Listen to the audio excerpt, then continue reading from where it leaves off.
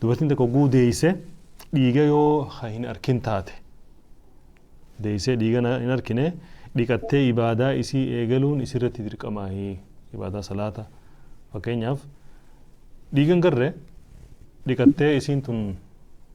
salaata ibaadaa eegaluun isirratti dirqama taati moo guyyaan ka'u eeguu qabdi dhiigan moo hin garre dhiiga guddaa san hin garre jechuun akka deeysetti dhiinni waa tokkumarraa yaa'ee irraa dhaabbate akkas fakkaatte akkas ta'uu qaba hin garreen hin taatu dhiinni gartee damun nifaas jedhan san dirqama jira dhiinni sadii damun nifaas kan wayita dubartiin deeysu irraa yaa'u heeydiin kan ji'atti irraa dhufu mustahadaan immoo kan gartee miidhaa irraa dhufu guyyaa 15 diidamfaa irraa yaa'a dubartiirraa dhiinni mustahadaa kun dubartii wayita deeyse yookaan wayita dhalte irraa yaa'a dubartii garii dafee guyyaa 25 irraa dhaabbata dubartii garii 35 irraa dhaabbata guyyaa 35 dubartii garii 40 irraa dhaabbata soo duba yoo gartee dubartiin akka deeysetti guyyaa 20 irraa dhaabbate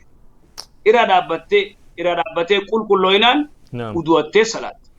tole uduwattee salaat naam uduwattee salaat akkas barakallahu fiik rabbinu halaafisu inshallah dhiiga gartee dhiiga sadii tuytan sheekha dhiiga heeydiitii fi dhiiga gartee miidhaa ammallee dhiiga nifaas kana mee kanarraa dubbanne lameen gataa faysan isaa fi ibaadaa akkamitti waliin deemuu qaban akkam waliin deemuu qabdi ibadaan isaa wajji dhiinni gartee dhiinni amma gartee damu nifaas kamma gartee jaaniin kun ka gartee wayita dubartiin deeyse irraa yaa'u dhiinni kun duuba gartee akkasumatti quraana qara'uu hin dandeessu salaatuu hin dandeessu soomanuu hin dandeessu bu'aa takka godhuu hin dandeessu damu nifaas ka wayita deeysu wayita dhaltu irraa yaa'u kun jechuudha akaamni isaa akka akaama heeydiiti salaatuu hin dandeessu soomanuu hin dandeessu jaarsi hojii rafuu hin danda'u duuba kuni waytan irraa dhaabbatee xaarattee waan cufa godhuu dandeessi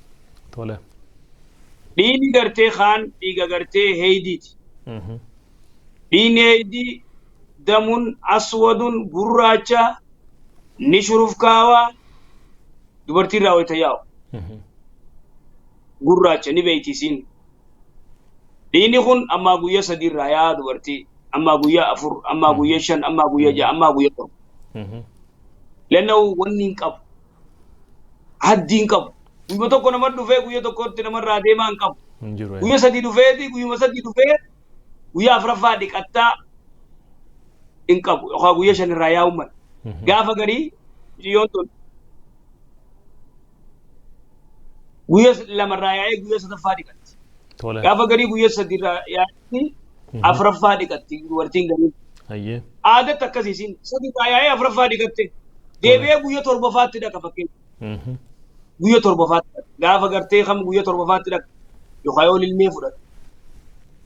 abiyaa isumaa jechuudha yookaan yoo tiinii fudhate yookaan yoo gartee waan gartee harka kaayyatti waan ilmoo dhala dhorka yookaan qaama isii kasaalaan na'itti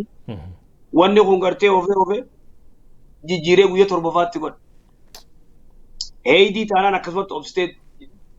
waliin jiraachuu qabdi jechuudha duuba heeydii wayitatti dhufe ni isin salaattu hin soomantu jaarsillee walitti ni da'amu dhoorgaa kun akkuma gartee damu nifaas wayita deeysuuti dhiinni kaan immoo ka sadaffaadha dhiiga gartee miidhaati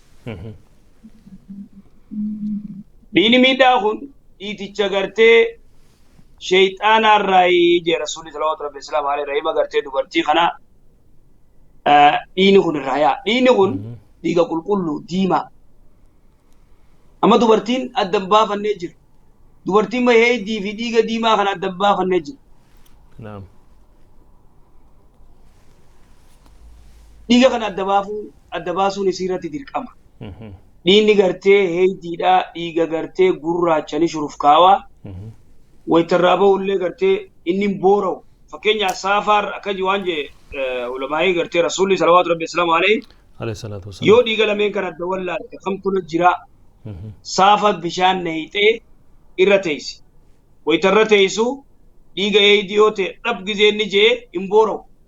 akkasumatti dhiini eedidha akkasumatti dhiiga eedii ta'uu beeti yoommoo dhiiga mustaadaa ta'e immoo dhiiga miidhaa san ta'e wayta dhab jee ummata gabbooree akka nama gartee foon dhiqee akkas ta'a soo duba kuni maalire salaata isiin dorku soomana isiin dorku jaarsi wajji rafuun dorku tanaafuu gartee akaamni isaa garaagarummaan kana jaartii gartee Abdurrahmaan ibn Awf radiyallahu anhu haadha mana isaa mustahadaa hedduu cinqaa guyyaa 15 guyyaa 20 farraa wakaana yujaami'u waliin rafu danda'a jechuun waan dhorkuu miti eega salaattee Abdullah ibn Abbas waan jee eega salaattee soomante salaataa fi soomana gartee eega ayyamame wal qunnamtiin saalaa waan laaftuudha jee ni danda'ama akkas Abdullah ibn Abbas